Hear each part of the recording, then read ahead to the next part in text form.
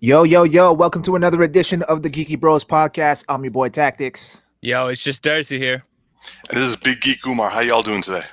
Yeah, doing pretty good. Good. Can't complain, man. Yeah. Nice. So, might as well jump into the geeky news segment of all of this. Man, So that intro was dry as fuck. I know. I was waiting for one of you guys to say something. I'm like, I'll just step in. Yeah. It was dry, bro. That intro needed some KY jelly, okay? Oh, man. But so just jumping in.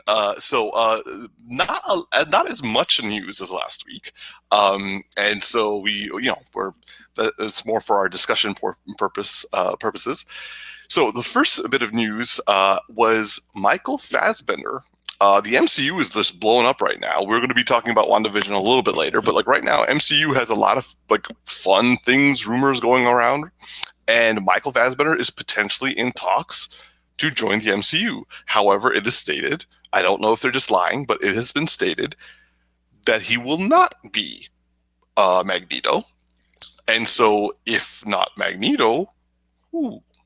Yo, I love the idea that you threw out on WhatsApp, Dr. Doom. That for me is like the upgrade, you know? Yeah. That's like the upgrade. Yo, Tactics, who would you want if not Dr. Doom and Magneto? I mean, I like the idea of Dr. Doom, but at this point, I mean, sorry to say, I really am not overly excited about this because of all the delays that are happening right now. I'm just kind of like, are we ever going to see any new movies at this point? Like, I feel like, you know what I mean? Like, other than the Netflix stuff that's coming out right now, I'm after the delayed news, I'm kind of disappointed. I'm kind of let down. Like, Morbius got pushed back a whole nother year. All the other movies are getting pushed back a couple months back. Like, I feel like everything is just going to be pushed back till next year anyway. So yeah, like James Bond and also Ghostbusters and also that Tom Holland Uncharted movie. Yeah. All these things have been pushed back. So I have a question. And Black Widow. Sorry, Darcy. And I have a question though. What do you think? Disney tried the Mulan. Right, and that failed. But the Mulan failed because Mulan sucked, not because the idea. And also, I mean, you're already paying for a subscription, and you're gonna be like, "Hey, pay $30 more." That's a hard sell. It better be a good movie, and it wasn't. So the thing is, I wonder. You have Netflix releasing like crazy this year, and then you got WB making announcements that they're gonna start doing their streaming thing. Right, they're the second ones up, and you know a lot of these movie companies are like trying to hold back because they're trying to support the theaters and stuff like that. But what do you think if like come June, like Netflix is killing it and let's say they're making bank, right? Like, you know, like, oh, like people are loving it and WB starts doing their thing and they start getting huge signups and then all of a sudden, boom. I mean, as huge as they can be since like they're only in the United States. But do you think that like Disney might change its tune and start and follow suit and then drop some of the stuff? Like they'll just move it up, you know, be like, yeah, you know what? We're dropping it now. To be honest, I wouldn't be surprised because like given how Mulan, like look at Wonder Woman, for example. I'm not talking about how great it was. Tactics don't get riled up or everyone's calm. Everyone be calm. But that did decently in terms of online stuff. And that was, you had to pay like $25 for that. Yeah. I mean, it can only do so well since like the WB, like the HBO Max is only available mostly in the United States. Yeah, so I would say that I think you're right. By June, if things haven't gotten better, I think they'll start putting it. I just feel bad because like Black Widow deserves a theatrical release. True. Like I doubt that movie would suck as bad as Mulan or Wonder Woman, but like. At the same time, I just like it really sucks that this was supposed to be the year that all the female-led stuff was going to be coming out, and like COVID came and like knocked that out of the park. Yeah. And I also don't even know when we do open back up if the numbers will be the same. You know, if they might be like half of what they would be because people are just like, I don't feel like going.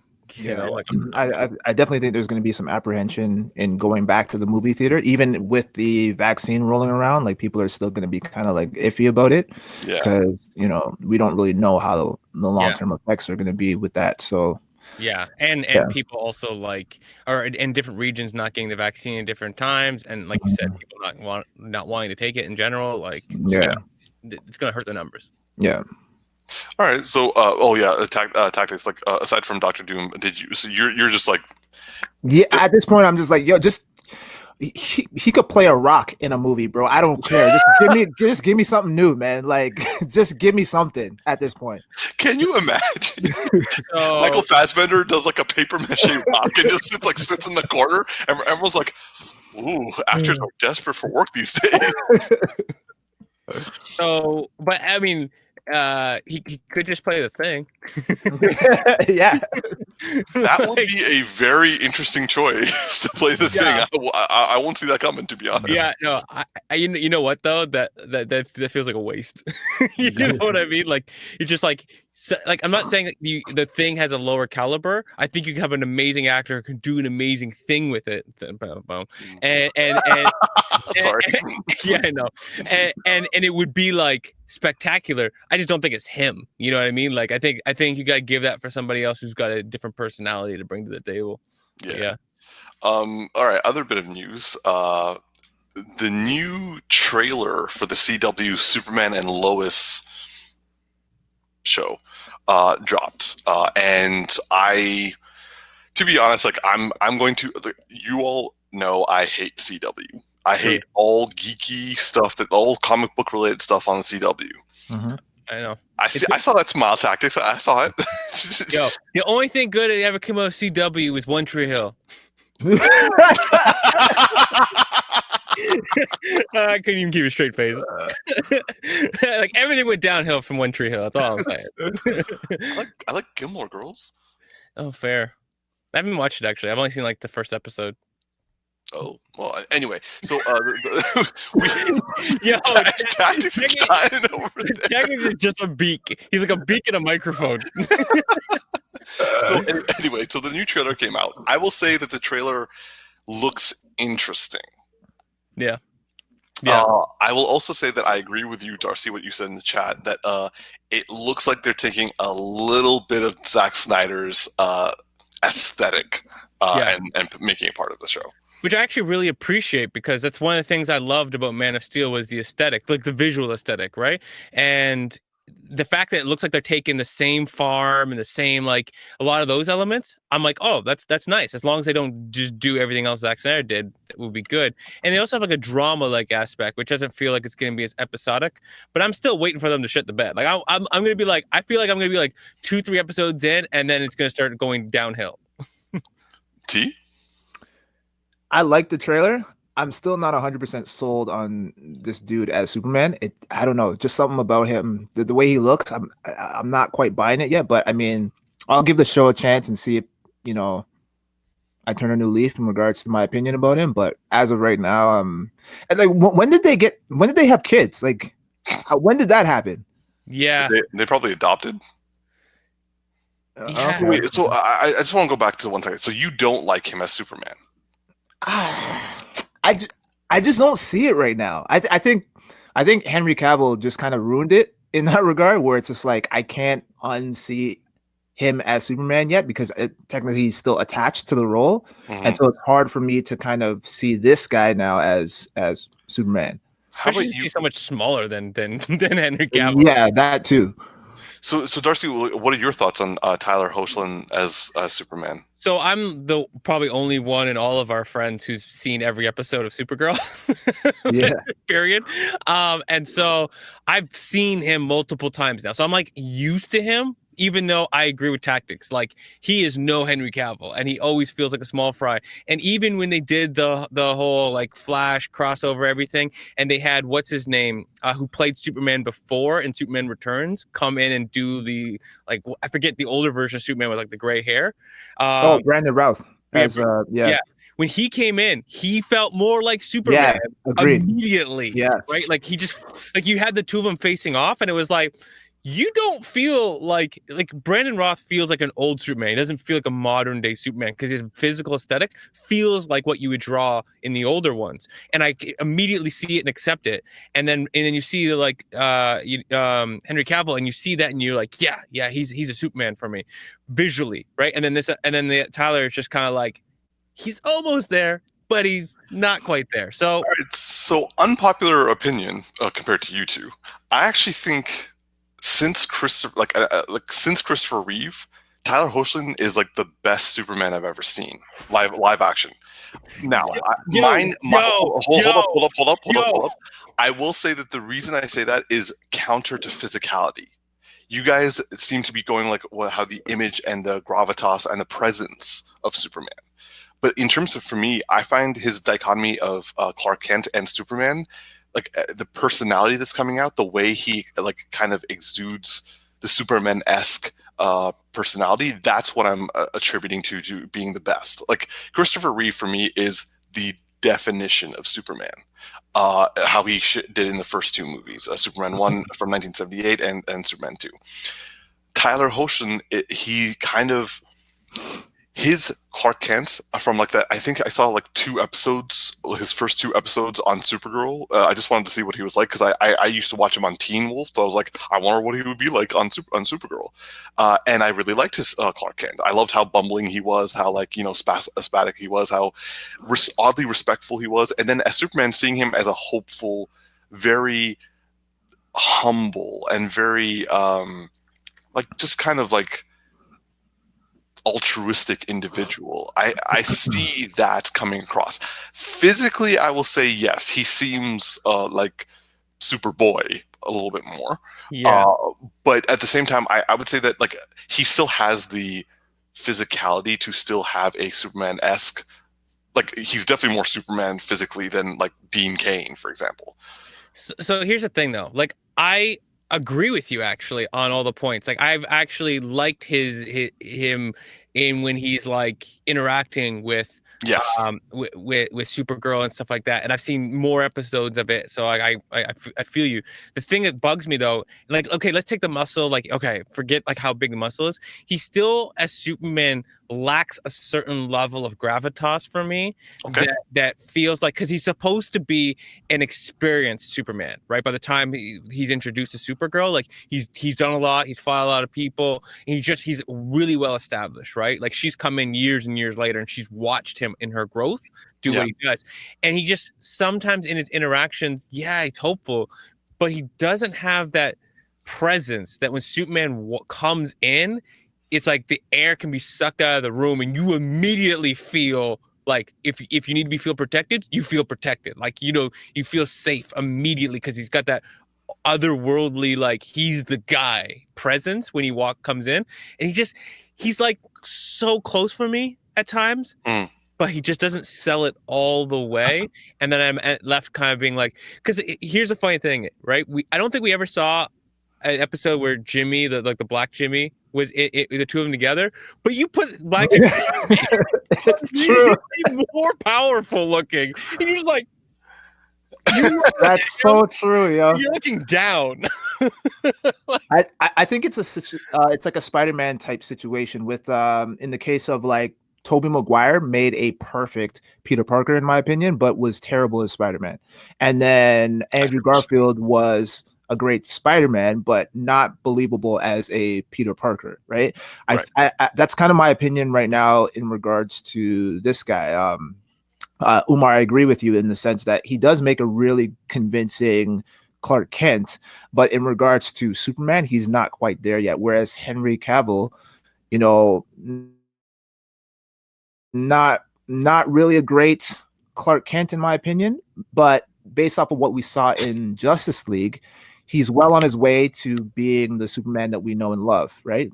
So he's not quite there yet, but I mean, in comparison to Man of Steel, like, and Justice League, like he's definitely grown. Like ever since he got revived in Justice League, like now we're starting to kind of see like bits and pieces of Superman in there. So fair enough. I just hope that Henry Cavill gets the writing that makes him a better Yeah. Clark Kent. 'Cause I feel like he's been limited, and I hope that Tyler gets more with this show, has more time to give us that convincing Superman. Because in all fairness, he's been cameoing, and that's not a lot of time to like develop out the character. So I'll commend him, but he's done a good enough job. Like if he's 80% Superman for me in a cameo, then he has easily enough room to now nail the other 20. And on top of that, because he's a cameo, he has to take a back seat to Supergirl. True. Right. And so he doesn't get the shine that he deserves from being a guest appearance in a Supergirl show. Yeah. Give credit. All right. So this next bit actually goes to you, Darcy, because I know that you recently watched, I think, like the first episode of Batwoman. I haven't watched Batwoman at all, so I'm interested to hear what you think of, because they recently changed it to a African American woman. Yeah. So I watched the first episode. I've seen the whole first season, and I was at first being like, "How are they going to explain this shit?" Right? Like, how are you just gonna like end the season with no like setup at the end of last season because she quit between the seasons, between like the white woman to the black woman. And they actually did a good job with that writing. But by the end of the episode, they kind of just like shut the bed in terms of like, and stick it back into our normal routine, right? And I thought they were gonna like really, I mean, there's still room that they could revolutionize the show a little bit in terms of like using what they did to write her character in. I'll explain in 1 second. But I still feel like they're just gonna weave it into their normal CW crap, that it's just like the show's gonna die for me in like 2 more episodes. Like I'm gonna stop watching it. So here's spoiler alert: you guys aren't gonna watch the show. No.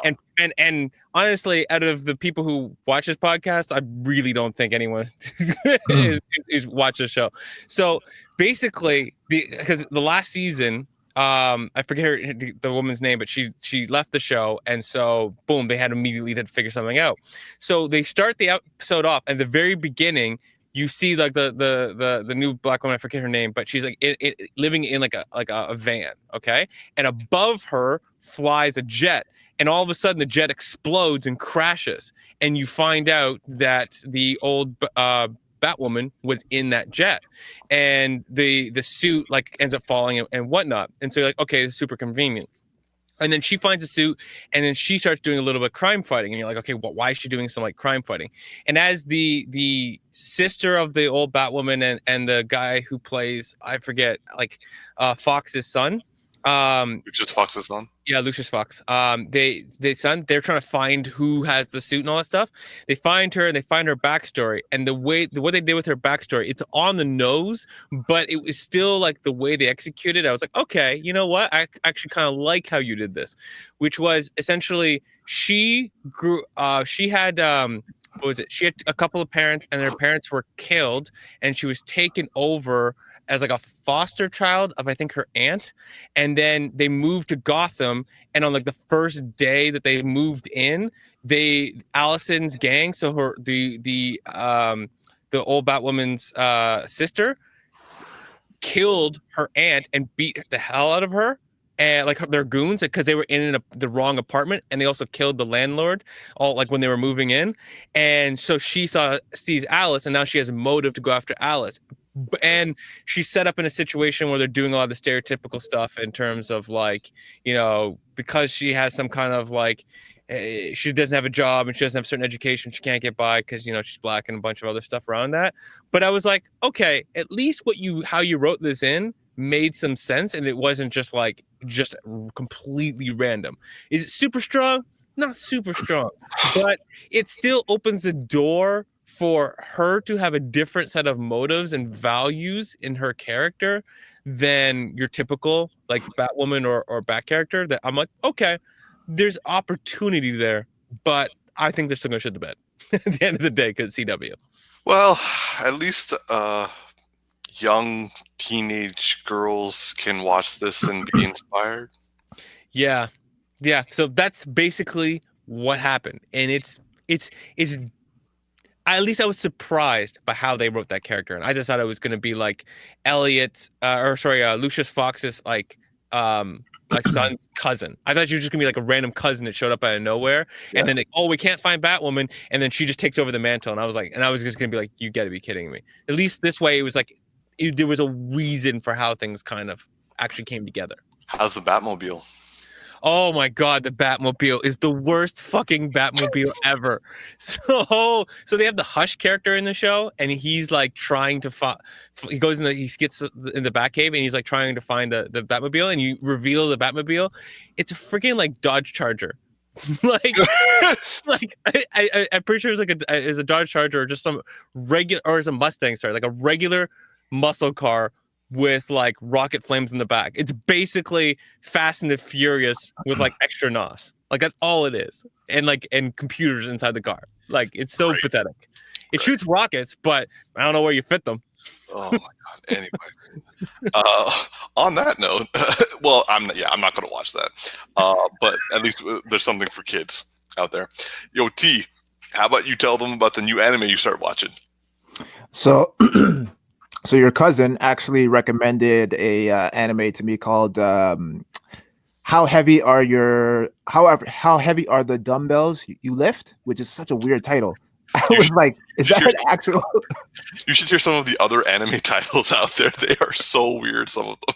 At first I was like, is that the name of an episode or is that the actual show? And he's like, no, that's the name of the show. And I was like, what the fuck? Okay. So I checked it out. It's basically it's just an anime about working out. The first episode it's interesting, but there's not really much. Like I still have to give it a chance, but there's not really much other than that. It's really just like this girl who sets this goal in the beginning of the episode to lose weight, and so she joins a gym, and it's basically just it's good from an educational standpoint. Like if you're like, for example, if you're like a personal trainer, you're just starting out and you want, you're studying about the body and like exercise science and all that stuff, and you don't want to just read it from a textbook. You'd rather like learn it. I mean, you should still read it from a textbook. I'm not suggesting not to, but if you want kind of like a refresher, then I could see this being like a really interesting show to get into, just to, So it's actually accurate. Pretty accurate, yeah. However, there's so when Nudgem, your cousin, recommended this show, love you, cuz, I thought he was referring to another show that I stumbled upon called Cells at Work, which actually is a lot. I personally like it a little bit more so far than the other show. And basically what it is, it's like it's a world within your body, and your cells are like personified beings. So they're sentient beings that live in your body, and like the red blood cells, like in the body, they're like females that wear like red jackets, and they like their job in your body is to deliver like boxes of like CO2 to the lungs and shit like that. It's crazy. And then the white blood cells are like actual, like they're soldiers that fight these germs that are like, they look like zombies and monsters and shit like that. So it's crazy, and it's accurate too. Like they have an episode, like each episode is its own kind of symptom. So like the first one is on like pneumonia. So like the pneumonia virus breaks through and starts attacking the city, and it's up to the white blood cell to basically fend off these germs or whatever. And then the second episode was on influenza, and then the third one is like what happens when you get a scab. And so that episode, like, yeah, it's nuts, man. But like, it's actually pretty good. Like I enjoy that, and it's scientifically accurate too. This is an anime? This is an anime. It's called Cells at Work. So Umar, so the first one made me think of Dr. Stone when he described about, and the second one makes me think of Magic School Bus done by Jeff. Yeah. Yeah. Wow. Yeah. That second one really intrigued me on my like Magic School Bus vibe though. A little bit, me too. Like honestly, like this is like the nerdiest geeky thing I've ever heard. It's mad geeky. Like I'm like, I wouldn't be surprised if like Wes was watching this right now and got really into it, because it's like legit. Like I'm like, it's like reminding me of like my biology days. They were like, oh yo, shit, I remember that, yo. Like, so yeah, it's pretty cool. Tactics for future, because I know you got lots of stuff on your plate. But if you're liking these shows, you need to watch Dr. Stone in the future, because it's on science and how a lot of things were created. Like it's the core of the show, even though there's a whole bunch of other stuff going on as to why they're creating this, they're doing the science over again. But it's you gotta watch that. If you're liking these, like, you're definitely gonna love that too. I'll check I that one agree out. with that, actually, yeah. But that's like way in the future, because I know you have other things you need to watch. This is true. This is true, and I intend to, because it came out this Friday. So for those of you who not in the know, I've been desperately trying to get Tactix to watch Demon Slayer, and it just came out on Netflix Canada today. Holy bro. Okay, so sorry to cut you off. I started watching Naruto again, like from where I left off. Yo, hold on. I still have the same gripes with it, because I finally get to the point where, like, what happens to Gaara, where like they bring him back, like the granny sacrifices her life, gives him all her chakra, and they literally spend an entire 2 episodes on a ceremony for this chick, basically saying, like, talking about how she died, how she like made a great sacrifice, and I'm just like really, like, this could have been done in like 5 minutes. I'm sad for you guys that you lost someone that you care about, but come on, let's get the story rolling now. Like, Granny's gone. Let's move on, please. Wow.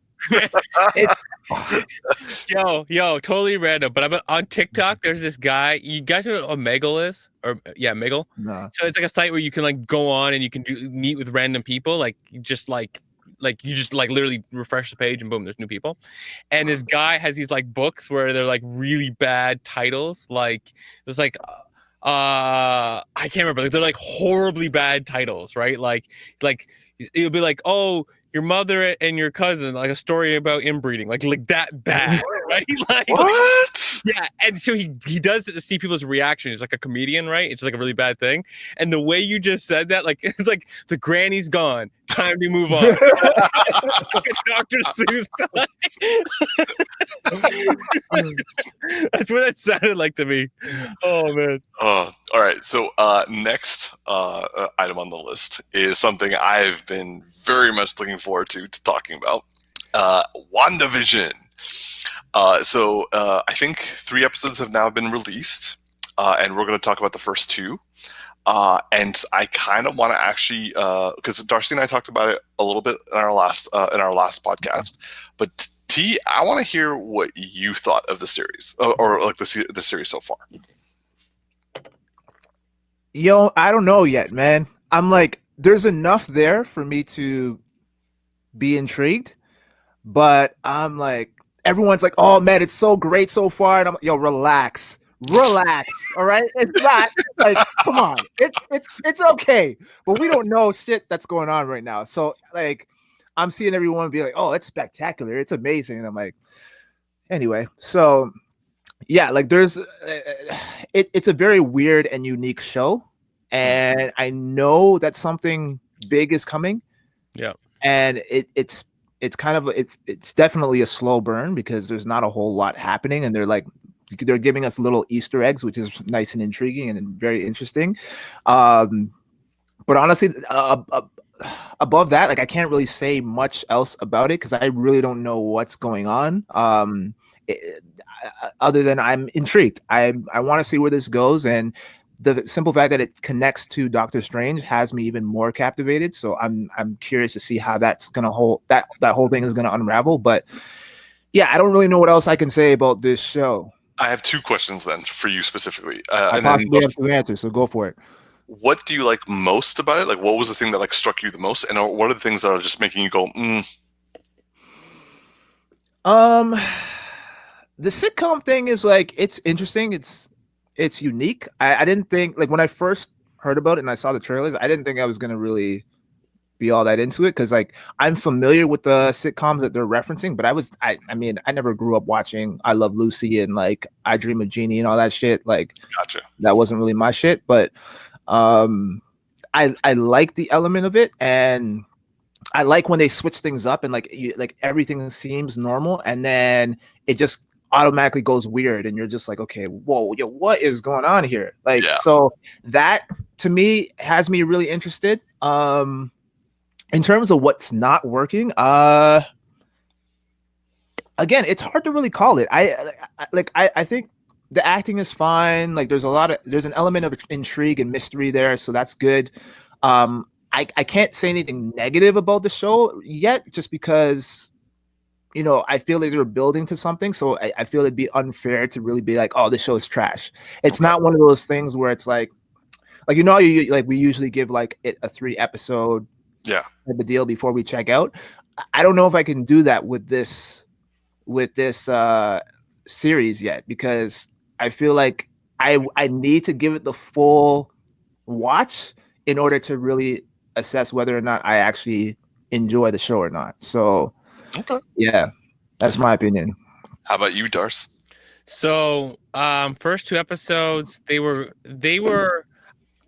I enjoyed them. I want to say a little bit more than Tactics, in the sense that like I definitely like I watched some of those kinds of old TV shows back in the day because my mom used to watch them, but I never liked those styles of shows. So when I first saw the trailer, I'm like, oh my god, I gotta slug through that kind of stuff that I don't really like.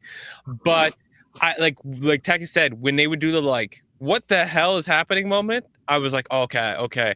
And I will agree that the first 2 episodes feel a little bit slower. I won't give no spoilers, but I wish they dropped the first 3 episodes, because it would have. The pacing of what starts to happen in the 3rd episode, I feel like would have changed that tone just a little bit, right? And I'm waiting to see what the big reveal is, like we all are, because clearly, even if you watch only 1 episode, like something's got to happen here, because you're starting too much in the after the event of something that we don't know what that event is. Like, we just don't know what happened before this moment, because what like, it's just so confusing. But I do enjoy it more than I thought I would, in terms of that old school TV aesthetic. And I'm excited. The one thing I will say though that really, really hit me really hard at the very beginning of the very first episode is I didn't realize how much I needed to hear the Marvel intro for Amen, brother. property. Just like rewatching old movies is great, but this hearing that Marvel intro, and it's brought me back to being in the theaters where you're like, oh, you're so excited for something else, and I haven't had that feeling in so long, and I was like, oh, that was a nice moment. Yeah, no, I completely agree with that, because I remember when I sat down and started playing the first episode, I was just like, there it is. Yeah. It's been over a year since we've been able to watch something. All right, so I pretty much love what's going on with WandaVision. This is exactly what I was hoping it would be, and I'm enjoying it. I used to watch all those things, like I Love Lucy, of Dick Van Dyke, Mary Tyler Moore, and also some I Dream of Jeannie. So I'm enjoying the references. I find it utterly fascinating, and because someone wrote something, it's like, in order to catch all the Easter eggs, you cannot let any one thing go. Like, you need to analyze this. There's lots of layers to analyze. And to be honest, since the show has come out, I have been dissecting it. I don't think I dissected a show like this to this degree, since Lost or Battlestar Galactica.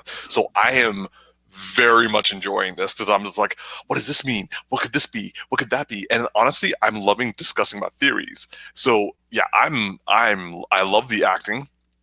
I'm enjoying the references. I do find it funny, and what you were saying, Tactics, when things just abruptly change, I get chills sometimes, because I'm just like, this just got really creepy, but I'm like, I can't look away, and it's almost like everything else in the world just shuts down for that that 1 second when we're focused on it, because there is such a massive tonal change, and I'm just like, that's my shit. So yeah, I would say that I'm liking it the most out of the 3 of us, and I would also say this is the most tailored to me, because I love slow burns, and also this kind of reminds me a lot of the show Legion, which was a little bit more out there, but I think we're kind of getting to that point. So yeah, this is very much my thing. But I now need to ask the question I've been dying to ask both of you. What do you think is going on? What are your theories? Oh, so we're gonna talk theories. We're going to talk theories. All right, you mind if I jump in? Go for it. Yeah. So I definitely feel like there's a Legion aspect here. My theory is that so after the events of Endgame, my guess is that I'm just trying to make sure I'm thinking and speaking smart since I've seen the third episode too. Is that there was like Wanda went on some kind of a mission and something happened. She encountered some kind of a villain, and it put her into a state where she's created something and trapped like other people in it, and they're trying to get her out. And that's like where my feeling is, that she's trapped in some kind of like psychic slash I can't think of the word for it, but like just magical power that's got her stuck in some kind of thing. Reality bending? Yeah, kind of reality bending, and has other people. I mean, her powers look like the reality stone in themselves, right? So like cause the fact that they're red, you know. To be honest, she is displaying all the stone's abilities, like all 6. Interesting point. Yeah. So I think it's something like that, and I think that there is some kind of like villainy at foot that's either trying to keep her there or something. I just don't quite know, because it could be she interacted with a being and that caused the state, like closer to the show Legion, or she was doing something and she went off the rails. I mean, it could be just an alternative scenario where she just literally went off the rails, like just on her own, and now everything's trying to get her back out of it, right? Like it's like, you know, when somebody has a psychological break and ends up like in their apartment for like 3 weeks and you don't hear from them. Her, it's a little different.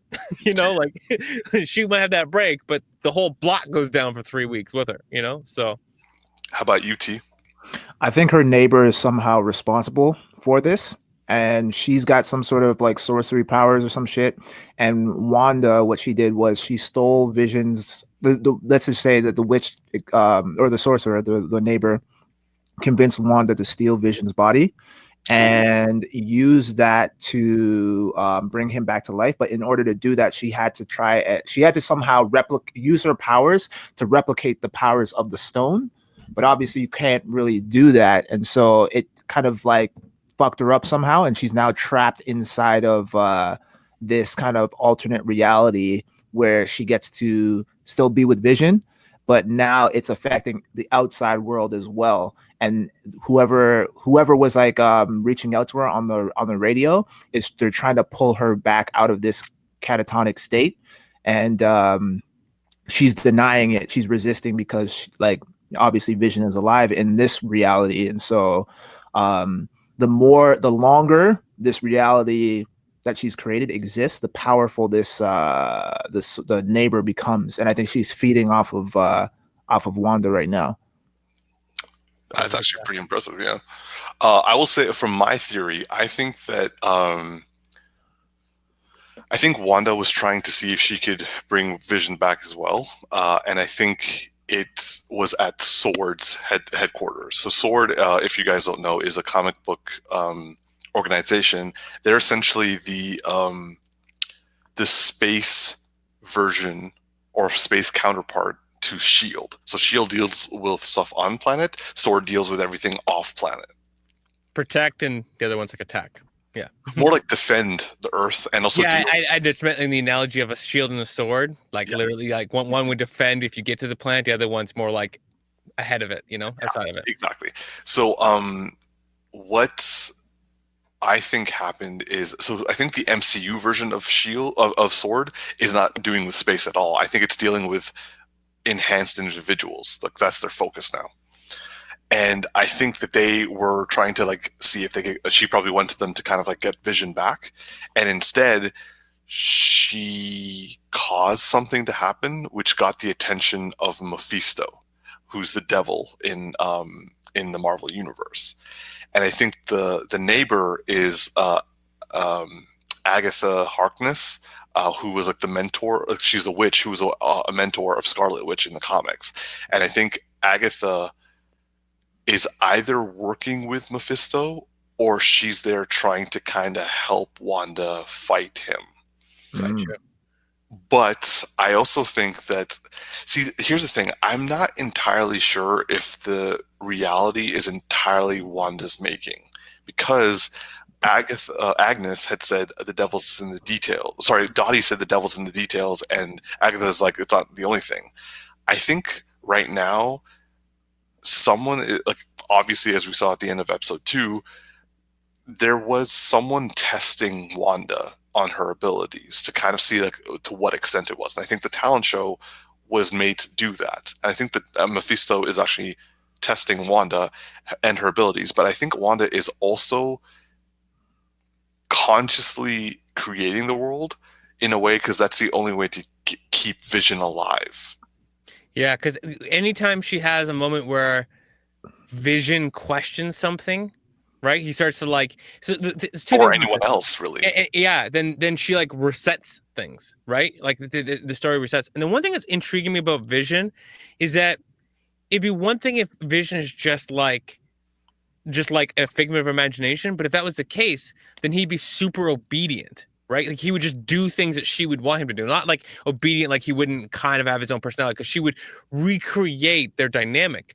But he feels sentient in that he makes independent decisions that like he won't be with her, and yet he has his own, like if he was literally your own figment of imagination, then why would you even write him into the story having things he does outside of her? You would only ever see him when, especially in a TV universe, like a 50s TV universe, you would only ever see him ever when she's in the scene, right?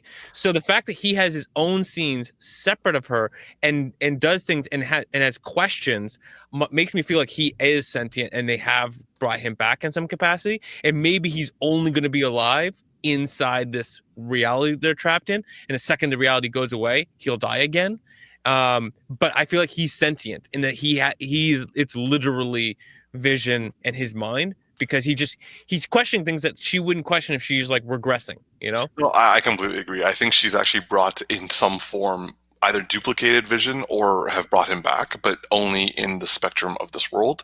But I don't think she knows the full extent of it, because I think she's removed her own memories or someone else has. You know the thing about Vision too, even at Endgame, so he died and then he died again, like in a short span of period of time, right? Because he got literally Wanda killed him and then Infinity War. Yes, yeah, you're right. Sorry. The thing that even when he died at Thanos' hand, I always thought, I'm like, he's a robot. He's not completely dead. The thing that powered him killed him, but it doesn't mean that it killed the data. He still could have because he still has like a portion of him that could be data oriented, right? Like it's still part of him could be a computer, and the computer is being powered, right? And giving him more. But you take the power source away, he still might have the mind, and he could. I was like wondering like why he could still become the old Jarvis, or he could be. You could build the body back and give him a different power source. He won't be the same Vision, but he could have the same personality, the same kind of like mind, right? And so that if that theory of mine has been correct, then easily she could power him, right? And there could be a version of him that exists, right? So Well, I remember in it was an old Avengers cartoon TV show where Scarlet Witch was actually married or dating Wonder Man, and then Wonder Man died in battle, and then they took his consciousness and they put it into Vision, and comics too. So and basically like Wanda started having relations with Vision, although it wasn't the same.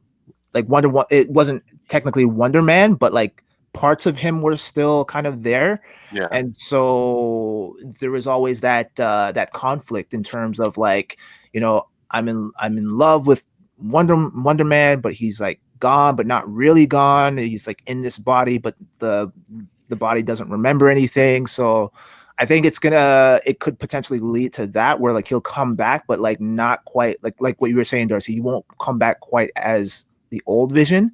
He'll be kind of like almost hollow in a sense, like he'll be like a completely different being altogether, and so it's almost like a reset for him. So I find it I completely agree with that, Tactix, but I find it rather interesting that there was a great deal of ever increasing subliminal messaging to Wanda to create children. I think she's created her own children, just like they did in the comics, where she kind of like her children are an aspect of her imagination. Do you guys think that that's from herself, or if someone else is doing that to her?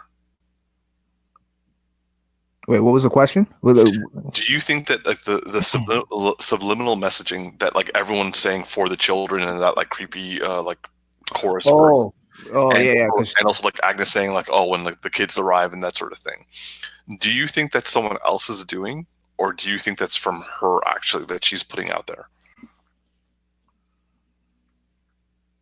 I feel like it could be both.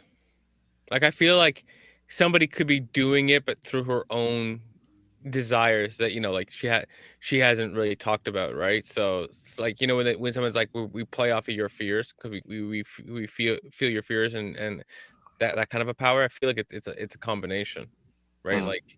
I feel like if I had to go choose a side, I think somebody else is forcing her to do it. T. I don't fucking know, man. To be honest, like it could go either way, and I'd be like, oh shit, like it's hard to call it, man. Like there's so much weird shit going on right now. Like the fact that she's now, and spoiler alert, she's like pregnant. Like that was just so random. Like so, I'm like, how does that even happen? And it's like, it begs the question that you just asked, right? It's like, is she the one doing all this stuff, or is there another hand at play kind of thing? So yeah, I don't know. I really don't know. I couldn't call it. Oh, well, nonetheless, at least we're all enjoying the process right now, and we will definitely be coming back to this. You guys, like we'll probably come back to this at the end of WandaVision, unless like halfway through something big happens, and we definitely need to talk about that. Don't commit. We might end up doing this like week by week. We're already like 2 weeks behind anyway. By the time these things come out, so we good. Just do it if we want to. All right. Well, moving on to our last topic of the day. A friend of mine who occasionally watches the show, Larissa, she's awesome. She asked me a rather interesting question that I want to pose to the two of you. Now, and also to the audience, if you guys want to like write your answers in the comment section, feel free. So the question is, if you got to choose a TV show world or universe to be trapped in, which one would you choose? However, there's a second part of the question. And if someone were to choose one to torture you in, which TV show would be the worst for you? So, do either of you want to take this one first, or should I go first? Yeah, you go first. All right. For me, I would say that the TV world or universe I would want to go into would be Star Trek: The Next Generation. That coming a mile away. Yeah. Yes, that world is like that universe is very precarious. Yes, if you're a Starfleet officer, shit happens to you. But see, if I get transported to that world, I'm just going to take the first flight back to Earth and just chill on Earth because nothing ever fucking happens there. It's like a paradise where I don't need money and they provide everything, and I have free healthcare, and also I can do whatever I want, and also I can get an apartment, and there's no currency, there's no money, and also there's no poverty either. So I'm just like, I'm all peace out there and just read about everything. Yeah. In terms of nightmare, I'm kind of stuck between Game of Thrones or Walking Dead. I want to choose Game of Thrones because frankly, that thing just fucks everybody. Like even the rich and the poor got screwed over. So like, I don't want that. So yeah, for me, I just send me to Game of Thrones. Damn. Yo. All right, who's going next? Tactix is going next. All right, I'll go next. For the first one, I would choose to be in the Avatar universe. Saw that coming. I should have seen that coming. Like I don't know, man. I love that show. I think any kind of bending would be really dope to learn, and it would just come in handy in general. And so yeah, that would be my first pick. As for the one to torture me with, man, it would either be, and I haven't seen the show, but I know the concept well enough to know that I don't want to live in that. Attack on Titan. Always. Yeah. I don't want to fuck with no giant monsters, yo. Yo, there That's is not me. nothing. No, Yeah. no, respect. I thought you were gonna say Naruto because like I don't want to be stuck in like No, Naruto would be dope too, man. Everything would just take forever. Fair. Darce. Okay, so for number one, I have two because I just heard something I just liked, and I'm like now I'm debating between the two. So, all right, originally my number one universe that I'd want to be in was actually Naruto. The reason being is that I like the simpler like time of like clear our world, we have a lot of distractions, a lot of different things you can do, and as much as I love that and being creative, I do like the simplicity and of a lot of other fantastical universes where you have powers and stuff like that, like I love things like X-Men, but the problem I have with some of them is that you have to be like gifted and bestowed the opportunity, whereas with Naruto, it most of the time always feels like everybody has a chance, just not everyone takes it, like to be that way. And a lot of it's like hard work. I don't really remember there being like, not everybody has chakra. Everyone has chakra, just a lot of people don't use it, like they don't develop it, they don't work on it. And I like that aspect, even though, yeah, it's a hard ass fucking universe. But my second one, and I had debated this one before, but then when I just heard it, I was like, oh, that's a good point, is Star Trek, is because I actually do. Really? I'm not, for the same reason you did it, because originally I was thinking about it, but I'm like, I don't really want to be in space and deal with all that crap. And then I forgot about the actual what it's like to live on Earth part of it. And I was like, oh yeah, because actually there's a lot of things about Star Trek's actual universe and the way they developed and changed economies that I actually wish we adopted into our real world. It's really, really valuable. And then I didn't really have one that like I didn't want to be in. There's just a lot. I'm like, nah. But then you just said it, and I'm like, nah, The Walking Dead. Nah, fuck that. I do not want to live in a world where like I can't get a good night's sleep because someone might just come over and take my arm off. Like it's just like, no, I'm done with that. So like actually, Walking Dead was actually one that I almost actually chose, but I was talking to my buddy Jimmy, and he was like, yes, that like, because I was saying, dude, Game of Thrones, no one was eating nobody. Like the whites were like, they'd kill you. Like, yeah, there were zombies, but they would like run at you and stab you to death, and then that was it. Like, no one's like slowly eating you alive.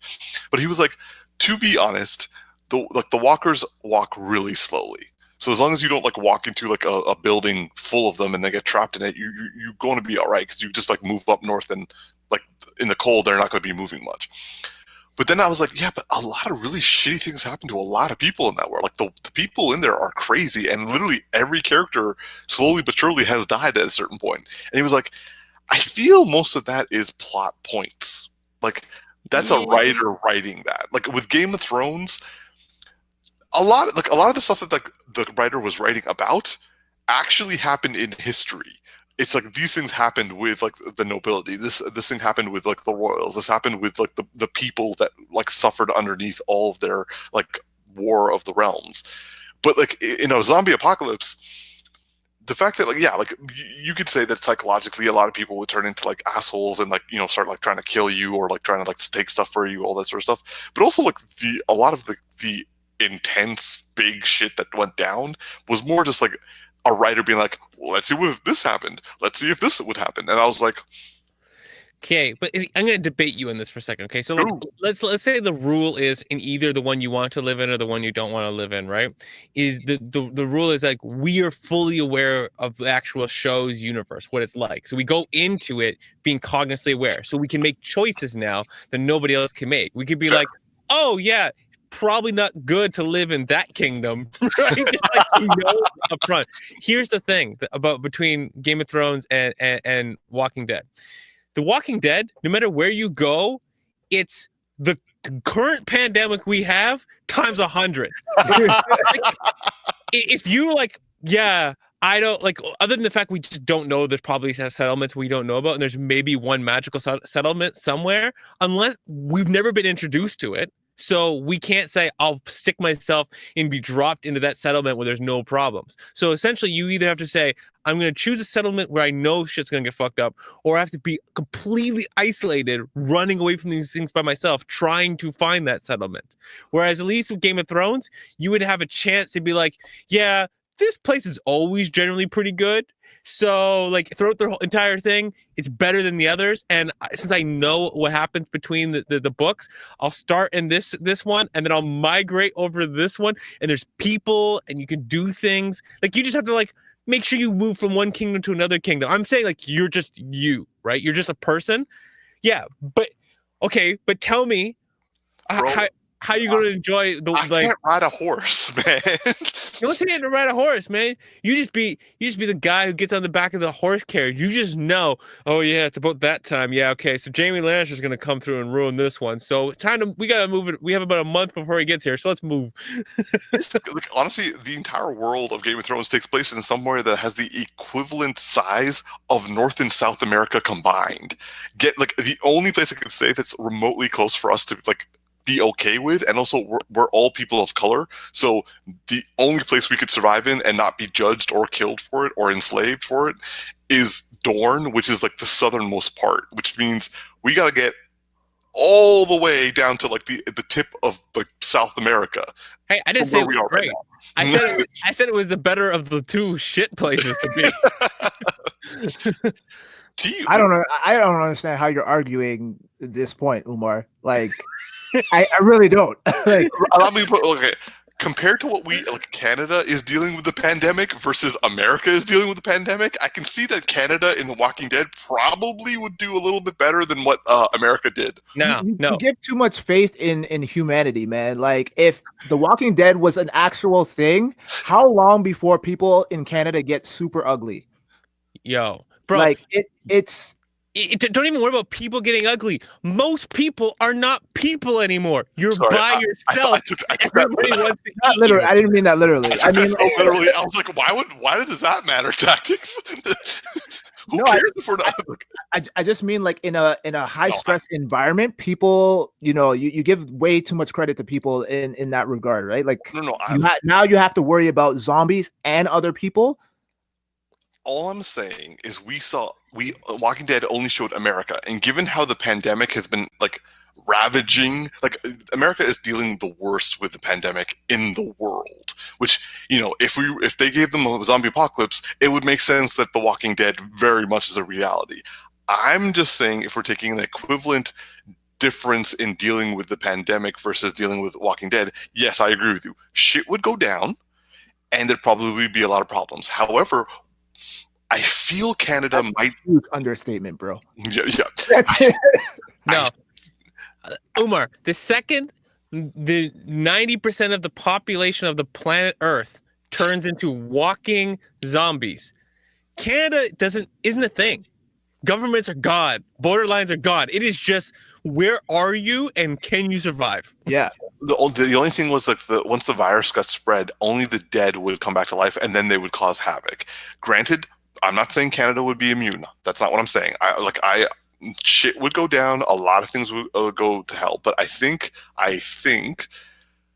Canada may be able to, because it's more sparsely populated, significantly more sparsely populated.